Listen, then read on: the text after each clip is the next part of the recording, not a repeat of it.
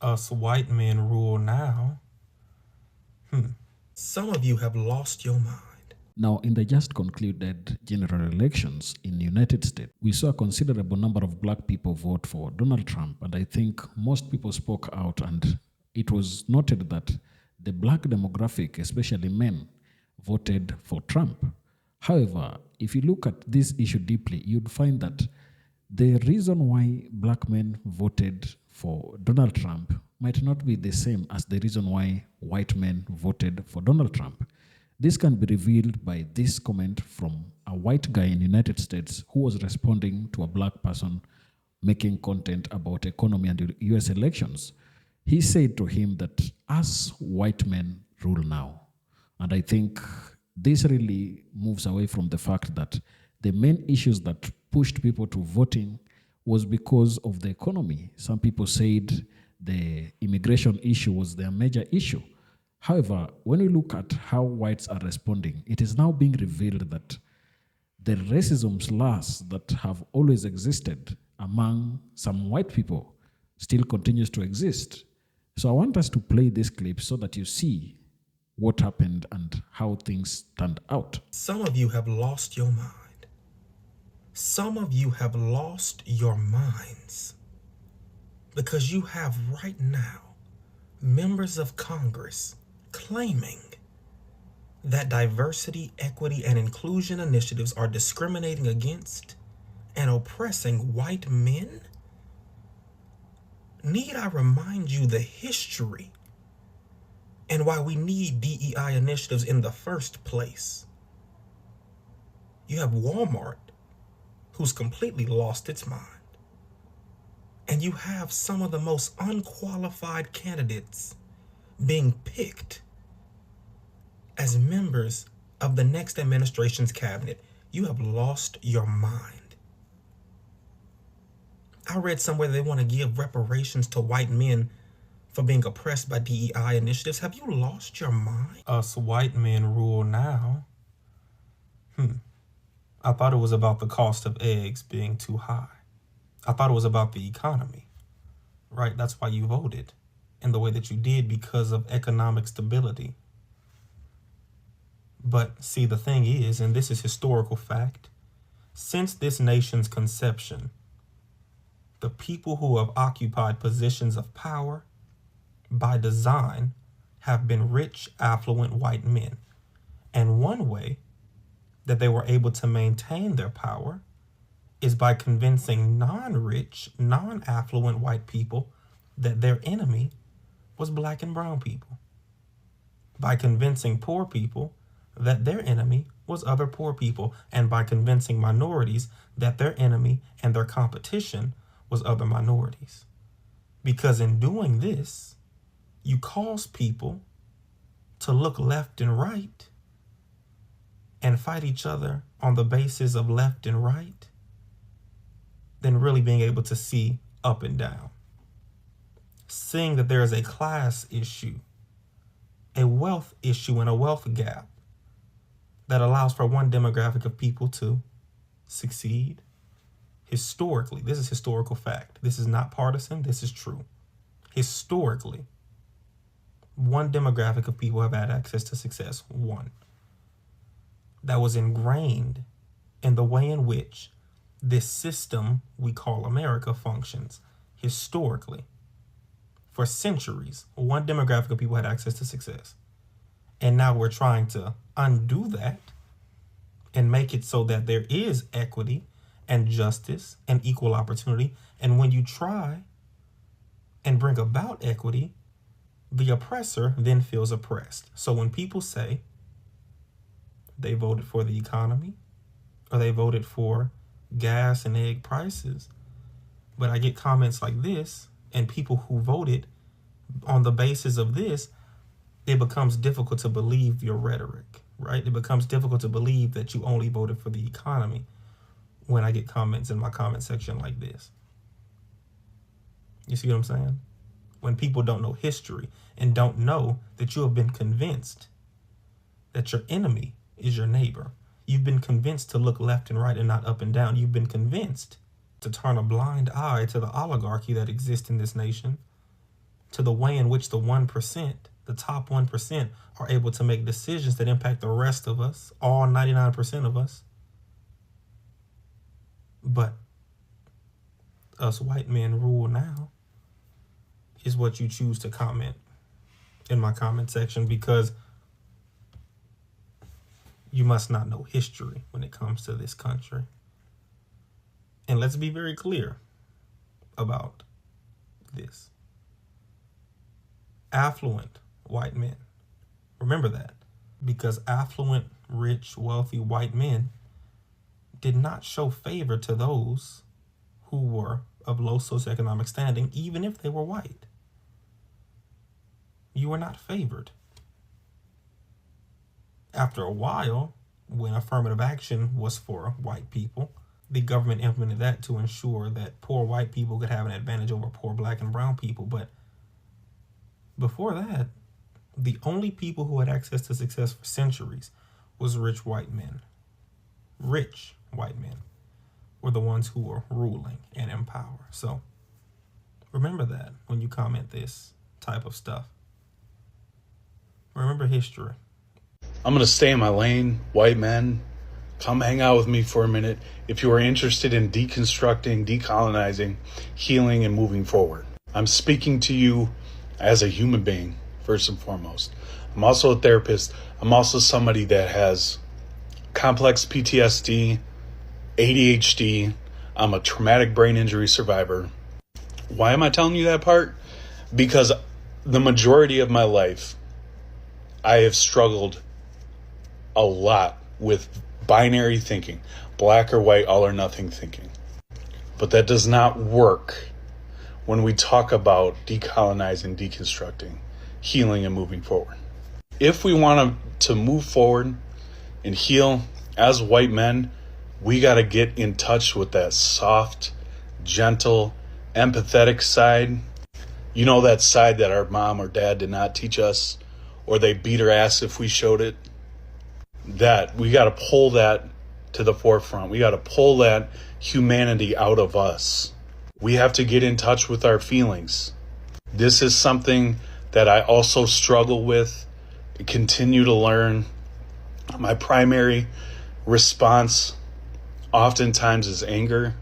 Because of my own trauma and all the shit that I've went through, I can be a very reactive person. Again, something I'm working on.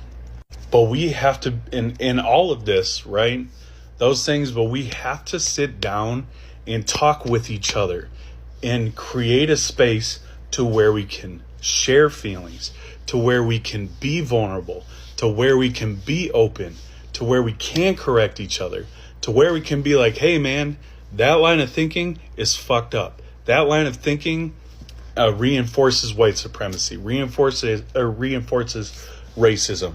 We have to create space to challenge each other in a real fucking way, where we don't sit down and make excuses for each other and make excuses for cops that go out and publicly execute black men, women, and children, where we don't leave space for excuses when we talk about Trump and how he is going to use the U.S. military against people that are not white. Just straight Nazi shit. We have to be able to sit down, talk to each other, be vulnerable, be open. So I'm going to attach something I use in therapy. It's called the feelings wheel. And if you made it this far, some of you probably already rolled your fucking eyes, but stick with me for a minute. Screenshot this and use it.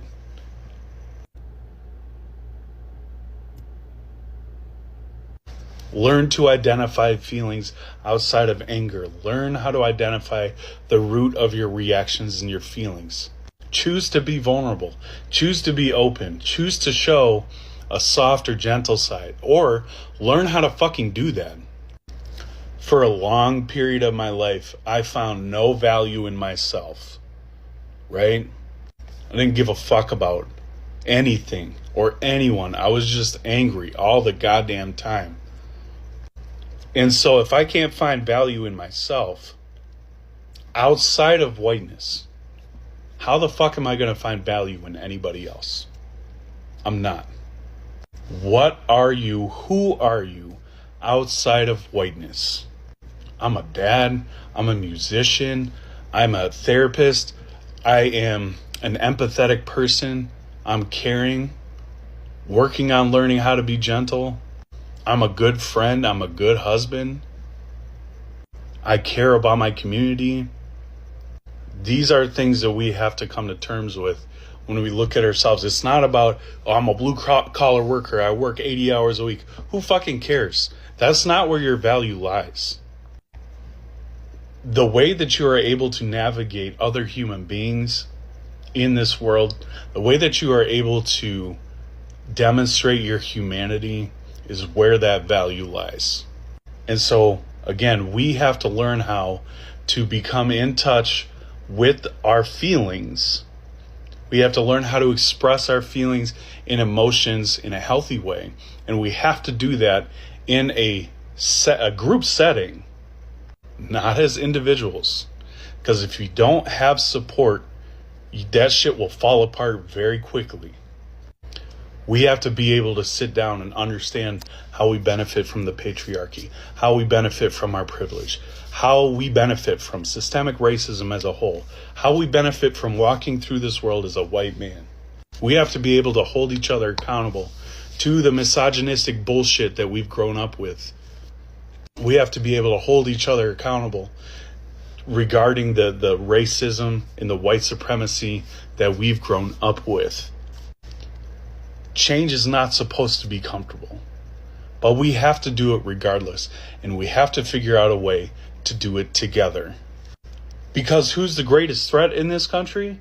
It's white domestic terrorism. It's white men that are going into schools, going into fucking shopping markets, that are going into fucking banks, going into wherever and just popping rounds off and taking people's lives. We have to learn to diffuse and regulate our emotions and talk about them and encourage each other and uplift each other so that we can learn how to move forward together in a way that holds other people's humanity as equal to ours. We aren't the standard, although that is what this country has taught us. Whiteness is not the standard, and white men sure as fuck are not the standard. And we have to be able to process through that shit together and move forward. Here's a story that they don't want me to tell because history books want you to think something totally different. When you read about the Night Riders of the Klan, they think everybody was scared of them. They think that black folks was terrorized and we were running, hide, and scream. Let me tell you a little story that you probably never heard of.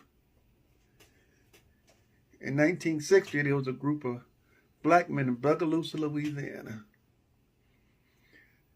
They were military veterans that came home and they went toe-to-toe with the Klan. Never ran.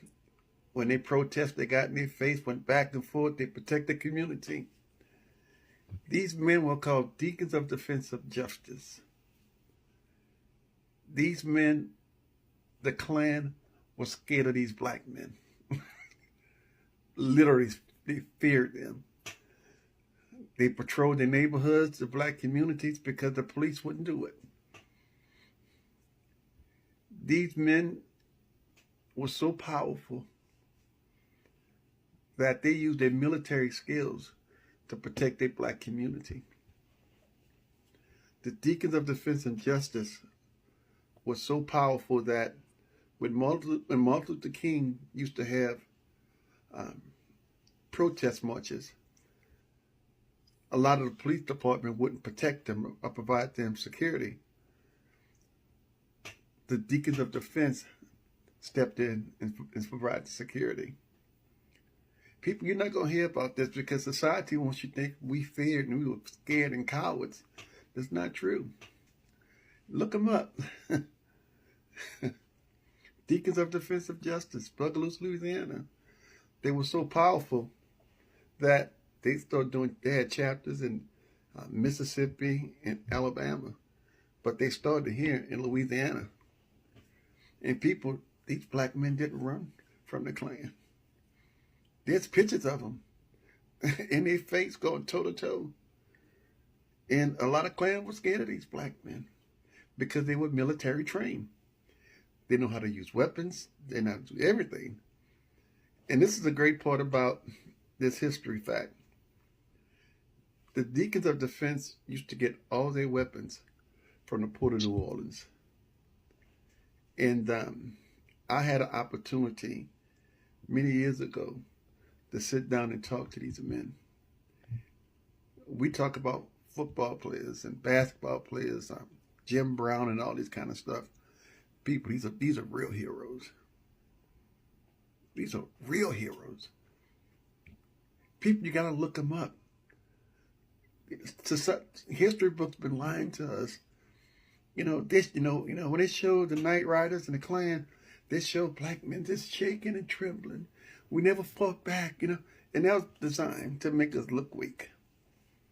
They're never going to show you a bunch of men that fought their asses, toe to toe. They're not going to show you. Go look up the old pictures of these guys. These guys are in these Klan, and it makes me so proud to be a black man. It made me so proud.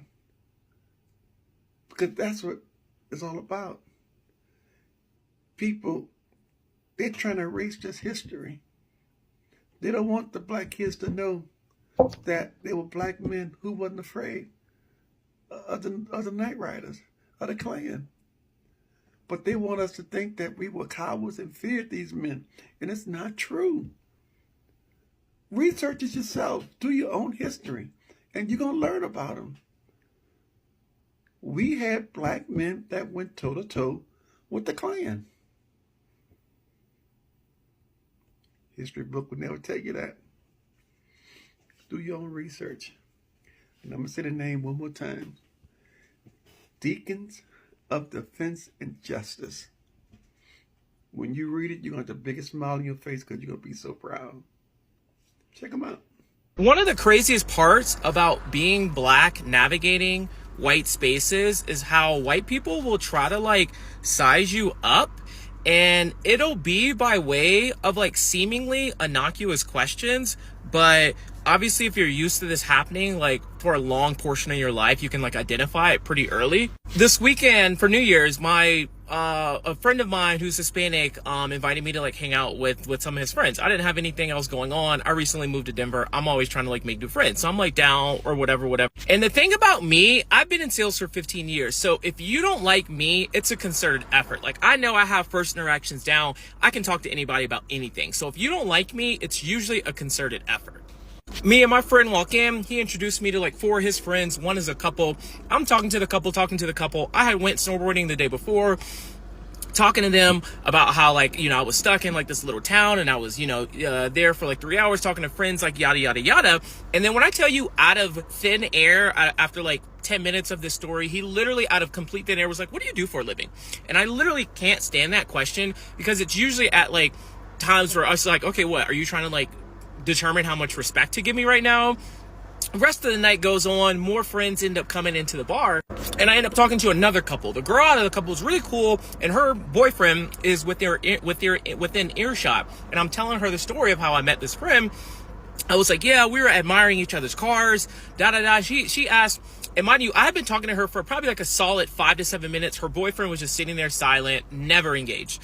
And I was like, yeah, I have this car, he has that car. And as soon as, and my car is if you don't know cars, my car means nothing. My car is just a car. But if you know cars, I have a car that people are like, oh shit, it's that type of car. And once I told her what type of car I have, his head had not talked to me the whole time. And I literally have this screenshot from his head snatching around and looking me dead in my face. Once I said what kind of car I have. And he then proceeded to engage me in conversation, and we were talking about that. And I'm that was just such a weird interaction. And basically ignore me the whole time. And then when you find out I have a nice car, then you're interested in having conversation with me. I have a ton of stories like these, but I don't know. It's just a really weird experience to constantly have happen. I literally have another viral video on my page where the same thing just happened earlier this week when I was on the ski. All the time on the ski lift, people are always trying to ask me qualifying questions to low-key determine how can I afford to be there. And it's the weirdest thing ever. Now, this entire discussion really exposes what America is. It is a country that really looks down upon black people. We have a lot of history and a lot of recorded events where blacks have been sabotaged in one way or the other by the whites. And I think when we look at how elections went on, the things that are starting to happen are really showing out that making America great again was not about the economy. Making America great again was not about really uplifting the people who have been forgotten. Making America great again was not about securing the borders, but making America great again seems, in the mind of the white people, to have been making America white again. And this is something that has been looked into by many people. And this is what America is. For example, one question that you can ask yourself, why is it that this guy in the comment section is talking like he thinks black people didn't have anything to do with the win of President Trump? Blacks added to the votes of President Trump, and that is why, to some extent, he took some swing states that were really being projected as very tight. But because of the demographics that changed in the election that we had, we are finding out that Trump had an easy win. However, what really comes out now is that whites were voting for themselves and not for the economy, nor for immigration. But some people have also complained, especially when you look at the selection of those who are going to work with President Trump. Very few black people, if any, were selected. And I think it really points out to what the white nationalists have always had deep inside their heart. They think racism does not exist in America. They think anybody who claims to desire reparations for black people is just somebody who wants free money to be poured to black people. And this, I don't think, is anything that any sane human being should hold close to them. It is quite disheartening that such kind of activities continue to exist. It is quite disheartening that people could still think in this format. However, I really tend to think that the discussion that we have had there, the people who have talked there have kind of really given out the true history of America and how black people have informed every major occurrence in white America. They built America to what it is today. They have continued to fight for America in every war that America goes to. And even to date, they continue ensuring that America's economy grows to whatever it is today. So tell me down in the comment section what you think about these kind of discussions. Share your thoughts down in the comment section. If you're watching us for the first time, don't forget to subscribe to our channel, like this video, and also share. Thank you, and may the good Lord bless you. Goodbye.